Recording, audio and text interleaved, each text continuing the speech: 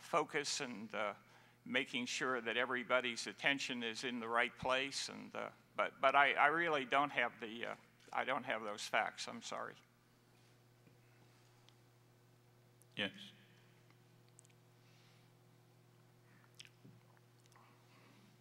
Mike Ignells, WCHS Radio. Mr. Sobolewski, there was reports, I guess, within a day or two of some seismic activity within 50 miles of Upper Big Branch. Would that have any effect? I know it's a general question, but would that have any effect? Yeah, we received that report. I think it was somewhere on the order of a magnitude 3.5 or so, which is fairly minor, but apparently people did feel it. Not in the mine, but the people on the surface felt it. And you know, I've been trying to turn that over in my mind, and I guess I could make a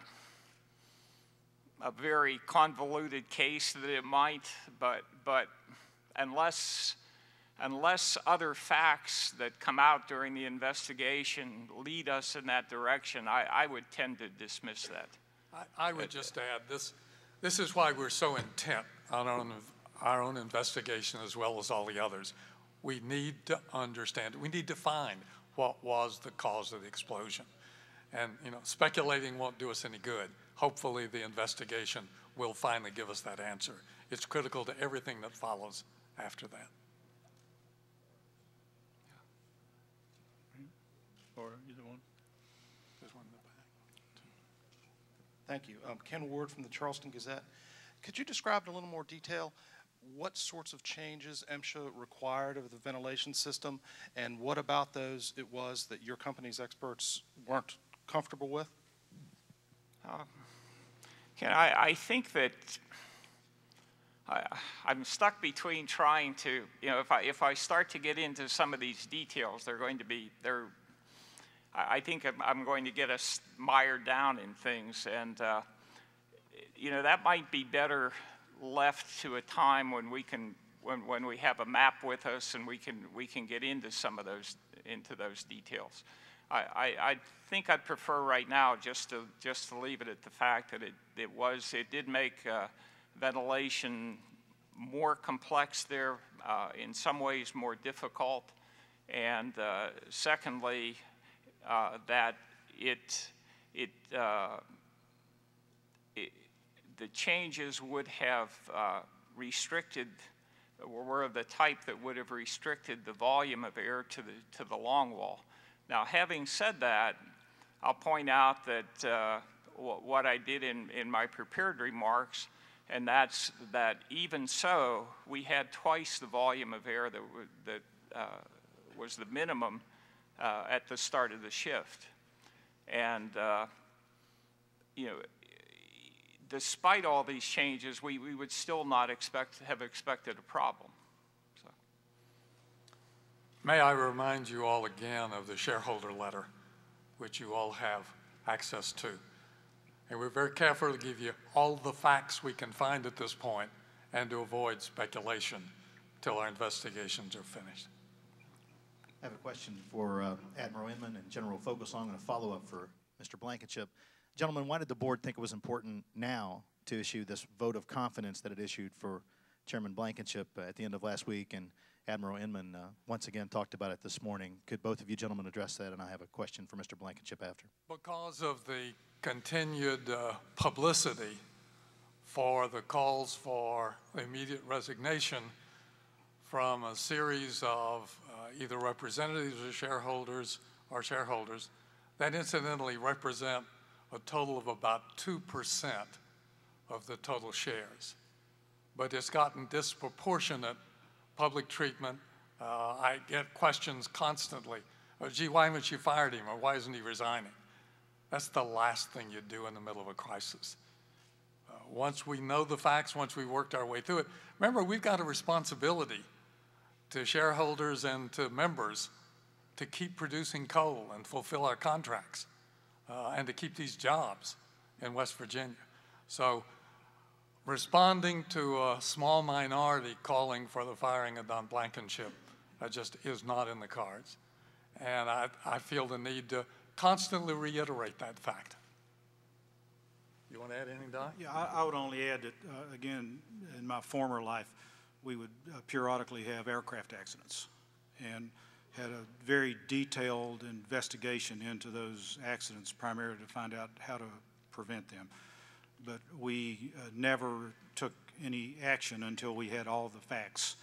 And we would normally set a time frame so that we would be sure to expedite the investigation so we could make corrective action. But we took no personnel actions. We did nothing until we knew the facts. And that's when we would address accountability and responsibility and issues like that. Chairman Blankenship, you obviously had talked with the board and knew its intention. What did you think about its public proclamation of support for you in the middle of this? I really have appreciated the support of the board, and as I said during my opening remarks, the support of 100 emails or more encouraging us to both try to find the cause of the accident and prevent it from happening again, as well as support for the management team that most everybody in Southern West Virginia is familiar with in one way or another. So been very appreciative, and I think that as we move forward, the main thing here is to make a major improvement in correcting whatever allowed this explosion to occur. Yes.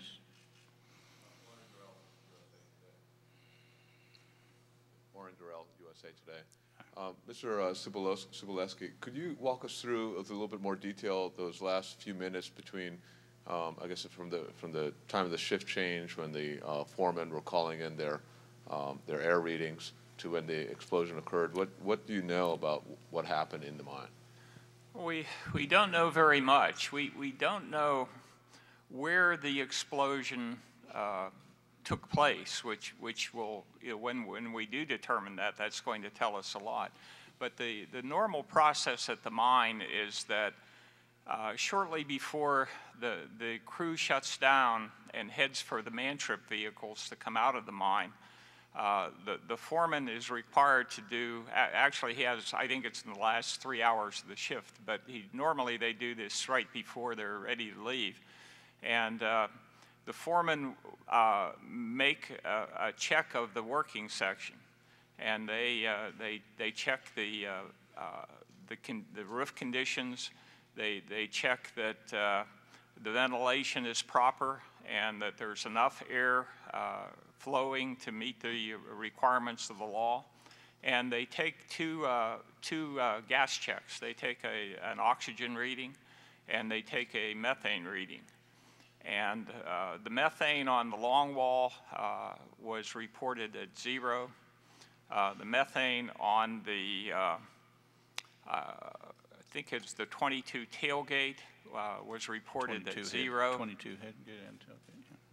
And the methane on the 22 headgate, I think, was reported at 0.2% at some points and 0.3% at others. The lower explosive limit for methane is 5%, and the equipment at a mine has methane sensors on it so that they automatically shut down when the methane reaches the level of 1%. Was that helpful? Or? You were talking about some of the miners were on their way out. Yes, yeah. Okay.